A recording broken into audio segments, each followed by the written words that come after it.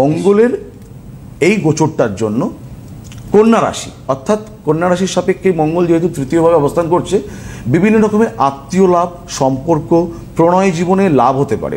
যাদের বিয়ে আটকা ছিল কিন্তু বিভিন্ন রকমের পদোন্নতি, এই ধরনের সুখবর কিন্তু পেতে পারেন।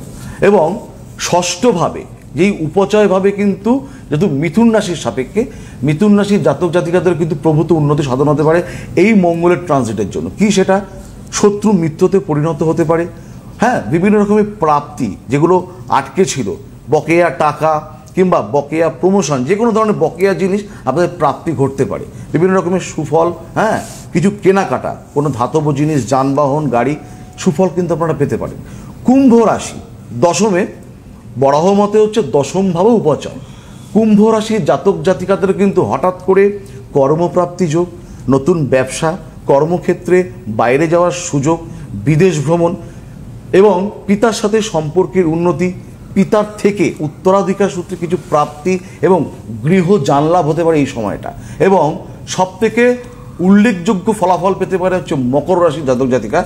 একাদশভাবে হচ্ছে মঙ্গলের অবস্থান। ভূমি লাভ, যানবাহন লাভ, সম্মান, পদমর্যাদা, রাজসম্মান, প্রত্যেকটি জিনিস কিন্তু মকর রাশির জন্য হতে পারে। এই ছেলেটির কিন্তু মকর রাশি, হ্যাঁ, এর ক্ষেত্রে কিন্তু আগামী সময়টা ভালো। তো যাই হোক, মঙ্গলের এই গোচরের জন্য কন্যা, মিথুন এবং কুম্ভ, মকর এই রাশি জাতক জাতিকা বিশেষ সুফল পেতে পারেন। এবারে